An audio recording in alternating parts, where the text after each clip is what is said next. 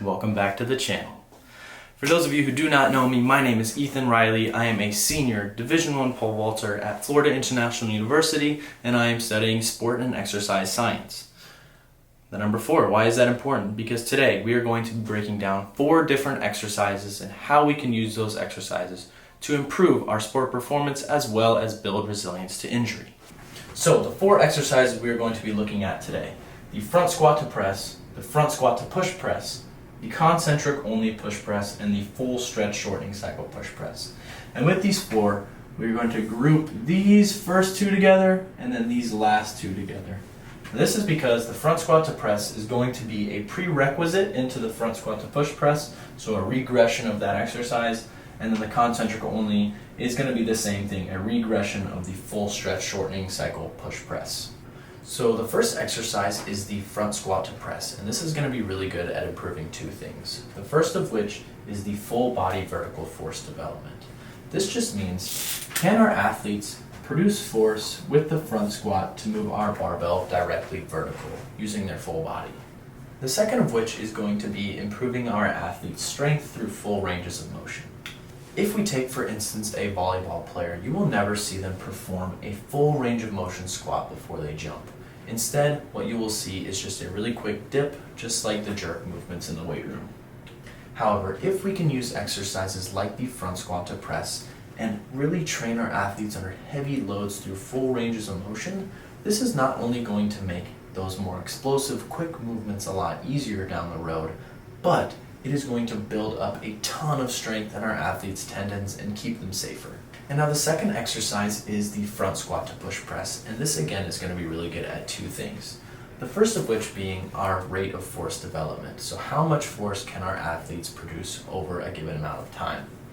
And with the front squat to push press, we see that past 90 degrees of knee flexion, we want our athletes to produce as much force as they possibly can and really push that weight straight vertically.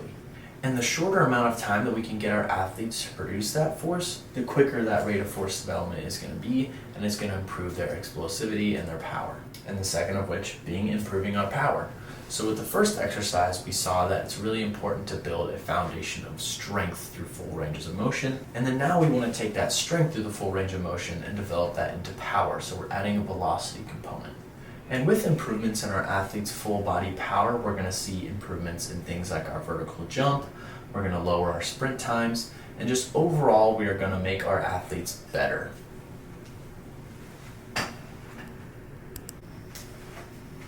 And our third exercise, the concentric-only push press, is going to be a push press, but we're going to take away that eccentric phase.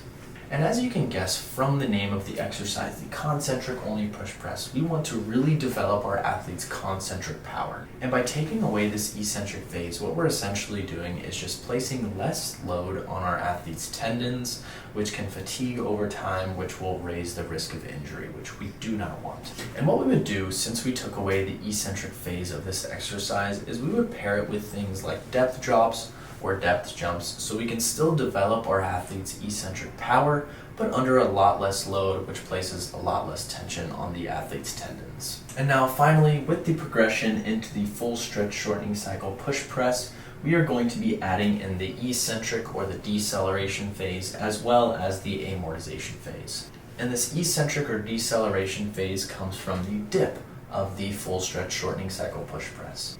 And this is really important again in athletics because as you see with movements like jumping and sprinting, there is always that deceleration factor. And the stronger that we can get our athletes in that eccentric phase, the more safe they will be with those movements like sprinting and jumping. And then lastly, this amortization phase is the time between the eccentric and the concentric portion of any lift or athletic movement. Developing our athletes' eccentric and concentric power is super important, especially with movements like sprinting and jumping. And with all of these exercises, we're going to really be looking at, can we develop our athletes' central stability? So can they control their pelvis and can they control their spine? And also we're going to be looking at the efficiency of the transfer of energy within our athletes. So can they move that bar all the way down through a full range of motion and all the way up over their head in a controlled manner? Now I'm going to show you guys some videos of both the front squat to press and the front squat to push press, and we are going to break down some of what we see in these lifts and then what we want to see with these lifts. Alright, so I slowed them down so we can kind of get to the nitty-gritty of the differences between these two. So on the left you see the front squat to press, and this is going to be, again, like I mentioned earlier in the video, this is going to be more of a strength-based exercise, so we're not really looking as much for that velocity aspect. And then on the right, you can see that this is the front squat to the push press, so again, a more power-based exercise, so we are going to be looking for velocity. And so like I said earlier, once you see that I am past those 90 degrees of knee flexion with the video on the right, I am looking to drive that weight up as fast as I possibly can. And this again is going to be looking at the rate of force development. So how much force can our athletes put into that bar directly vertical in as short amount of time as possible. For adding the front squat to press into our programming, this again is going to be in our strength block. So for intensity, we want to look at around 75 to 95% of our 1 rep max.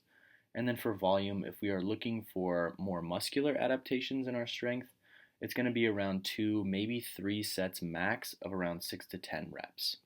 For our front squat to push press, again, this is going to be a more power-based exercise, so it's going to be in our power phase. For intensity, we want to look at between 60 to 95% of our 1 rep max here. And then for volume, we want to see around 4 to 5 sets if we're really looking for those adaptations and power that we want.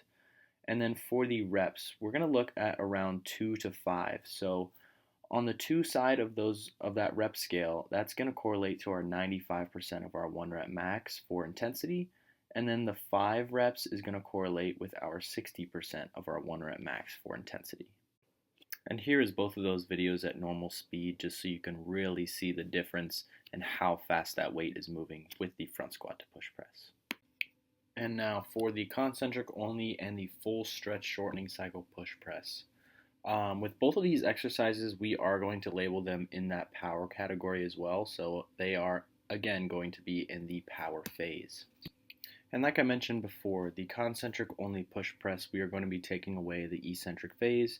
And then in the full stretch shortening cycle push press, we are going to be adding that back in. So we're going to be working on that deceleration as well as trying to shorten that amortization phase. In other words, we're trying to lower the amount of time it takes to switch between our eccentric and our concentric contractions.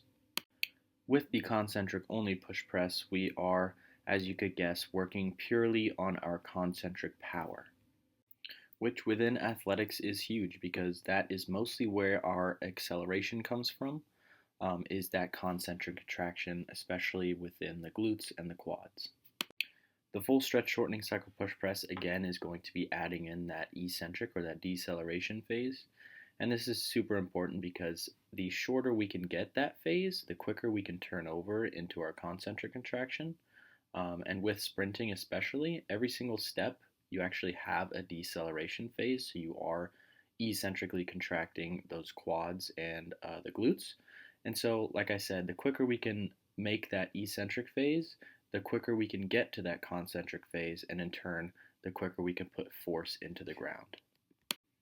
And as far as programming goes, we are going to be following sort of the same guidelines as the front squat to push press.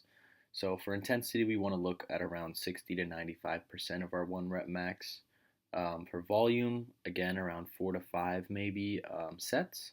And then for reps, around 2 to 5.